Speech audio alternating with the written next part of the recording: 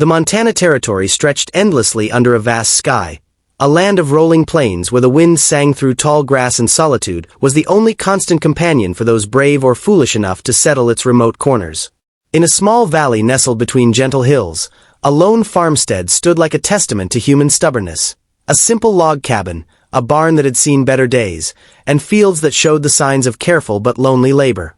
Daniel Crawford had built this place with his own hands over 5 years, arriving as a young man of 22 with nothing but determination and a desire to escape the crowded cities of the East. Now 27, he had succeeded in creating a functioning farm, but at a cost he hadn't anticipated. He had become a man entirely alone, so consumed by the demands of survival that he had forgotten what it meant to be anything other than a farmer fighting against the elements. Daniel had never known a woman's touch, not in any meaningful way. His mother had died when he was young, and he'd been raised by a stern father and older brothers who believed affection was weakness. When he'd come west, he'd told himself he would find a wife once the farm was established, once he had something to offer. But years passed, and the isolation became a habit. The nearest town was a full day's ride away, and his rare visits there were purely transactional. Supplies purchased, crops sold, then back to his solitary existence. He had become rough around the edges, his social skills atrophied from disuse. The few times he'd attempted conversation with women in town, he'd been painfully awkward, his words coming out wrong, his manner too brusque. Eventually, he stopped trying, convincing himself that he was meant for this solitary life, that companionship was for other men, not for him. It was late summer when everything changed. Daniel was working in his field, harvesting wheat under the unforgiving sun, when he noticed something unusual at the edge of his property. A figure was moving slowly along the fence line, and as he shaded his eyes to look closer, he realized it was a woman, and she was stumbling. He dropped his scythe and ran toward her, his heart pounding with alarm. As he got closer, he could see she was Apache, wearing traditional dress that was torn and dusty. Her long black hair was disheveled, and there was dried blood on her temple. She looked up at his approach, her dark eyes filled with a mixture of fear and defiance, and then her legs gave out beneath her. Daniel caught her before she hit the ground, and the moment his arms wrapped around her to break her fall, something shifted inside him. It was the first time in years, perhaps ever, that he had held another human being. The softness of her body against his work-hardened frame, the vulnerability of her weight in his arms, the simple human contact, it shocked him to his core. He carried her to his cabin, noting how light she was, how her breathing was shallow and rapid. Inside, he laid her carefully on his bed, the only bed, and for a moment simply stood there, uncertain what to do. He had doctored injured animals, had tended his own wounds countless times, but this was different. This was a woman, a person who needed help, and he felt utterly unprepared. But necessity overcame hesitation. He fetched water from his well, tore clean cloth for bandages, and began to tend her injuries. The wound on her head was not deep but had bled considerably.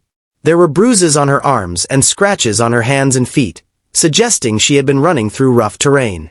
As he worked, his hands trembling slightly, he wondered what had happened to her, what she was fleeing from. She woke as he was cleaning the cut on her forehead, her eyes snapping open with alarm. She tried to sit up, to pull away, but her body betrayed her weakness. Daniel stepped back immediately, raising his hands to show he meant no harm. "You're safe," he said, though he had no idea if she understood English. "You're hurt. I'm trying to help." She studied him with those penetrating dark eyes, and he felt exposed under her gaze, as if she could see everything he was. The loneliness, the awkwardness, the man who had forgotten how to be human beyond the basic requirements of survival. After a long moment, she relaxed slightly and nodded, lying back down. Over the following days, Daniel learned her story in fragments, pieced together from her limited English and his patient listening. Her name was Amma, which meant water in her language. She had been promised in marriage to a man in her band, a warrior who was cruel and violent. When she had tried to refuse, when she had run, he had pursued her with the intent of dragging her back and punishing her defiance. She had been running for 2 days when she collapsed at Daniel's farm. As Amma recovered, Daniel found his carefully ordered solitary life turned upside down. Suddenly his cabin held another presence, another heartbeat besides his own. He became acutely aware of how rough his manners were, how sparse his possessions, how silent his days had been. He found himself trying to move more quietly so as not to disturb her, trying to remember to wash before meals, attempting small courtesies he had long abandoned. Amma watched him with curiosity that slowly transformed into something like amusement. This white man who lived alone like a hermit, who clearly had no idea how to behave around a woman, who blushed when their hands accidentally touched. He was unlike any man she had known. There was a gentleness beneath his rough exterior, a kindness in how he had taken her in without question, without expectation. As her strength returned, she began to help around the farm. At first, Daniel protested, insisting she should rest, but she was not a woman accustomed to idleness. She began to cook, and Daniel discovered that meals could be more than just fuel to keep working. She mended his clothes, and he realized how tattered everything had become. She organized his chaotic cabin, and suddenly the space felt less like a shelter and more like a home. In the evenings, they would sit outside the cabin, watching the sun paint the sky in brilliant colors. At first, they sat in silence, both uncomfortable with conversation. But gradually, Amma began to teach Daniel words in her language, and he shared English words with her. Their talks became longer, moving beyond simple vocabulary to stories, to laughter, to the sharing of dreams and fears. Daniel found himself transformed by her presence. The farm work that had been mere drudgery became something different when there was someone to share it with, someone who smiled when he came in from the fields, someone who cared whether he was tired or hurt. He began to take more care with his appearance, to remember to smile, to discover that he had a sense of humor buried beneath years of solitude. For Amma, Daniel's farm became a refuge in more ways than physical safety. Here was a man who asked nothing of her except her company, who treated her with a respect she had rarely experienced, who seemed to value her thoughts and opinions. She watched him work with quiet admiration, his strength, his dedication, his determination to build something from nothing. But more than that, she saw his loneliness, recognized it because it mirrored her own, and understood that they were both people the world had not quite known what to do with. One evening, about 3 weeks after her arrival, they were sitting on the porch as usual when Amma reached over and took Daniel's hand. It was a simple gesture, her fingers intertwining with his, but for Daniel, it was as if lightning had struck. He looked down at their joined hands, then up at her face, and saw in her eyes something he had never dared hope for: acceptance, affection, perhaps even the beginning of love. "I want to stay," she said softly. "If you will have me." Daniel's throat tightened with emotion. "I have nothing to offer you," he said, his voice rough.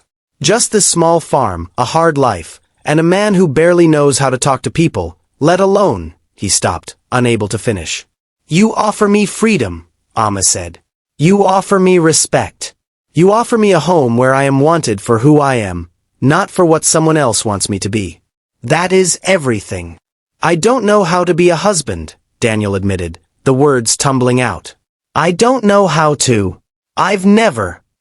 Amma smiled, a gentle expression that held no judgment. "Then we will learn together. You have already shown me more kindness than any man who claims to know how to be a husband. The rest," she squeezed his hand, "the rest we will figure out." Their marriage was simple, performed by a traveling circuit preacher who happened through the territory a month later. There was no celebration, no guests, just two people making promises to each other with complete sincerity. When the preacher pronounced them married and told Daniel he could kiss his bride, Daniel hesitated, suddenly terrified.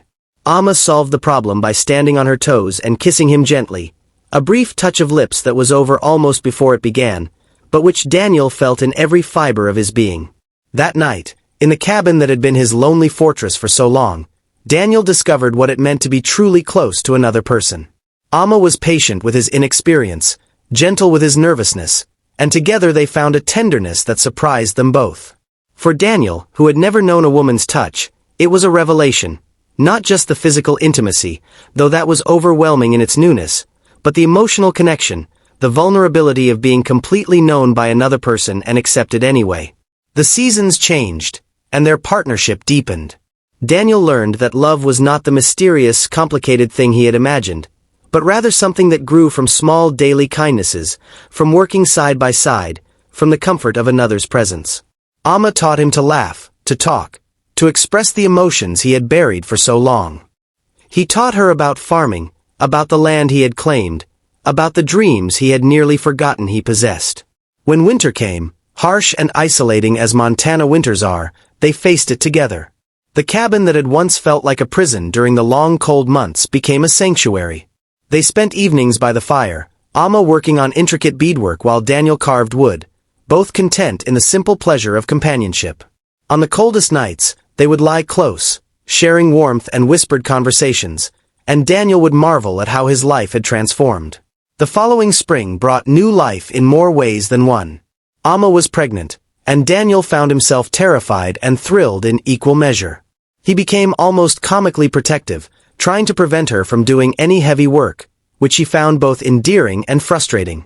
When their daughter was born on a warm May morning, Daniel held the tiny infant in his large, work-roughened hands and wept openly.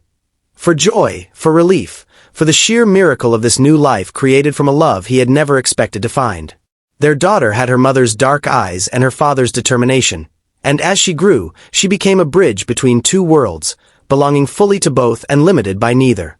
Daniel and Amma raised her with love, teaching her the best of both cultures, preparing her for a world that was changing rapidly. Years passed, and the small farm prospered. Other families settled nearby, creating a small community where once there had been only isolation. Daniel, who had been the awkward hermit, became known as a fair man, a good neighbor, someone who could be counted on. But those who knew him well could see that the center of his world was always his family, the Apache beauty who had stumbled into his life and taught him what it meant to be loved, and the children they created together. On quiet evenings, when the work was done and the children were asleep, Daniel and Amma would sometimes sit on their porch as they had in those early days.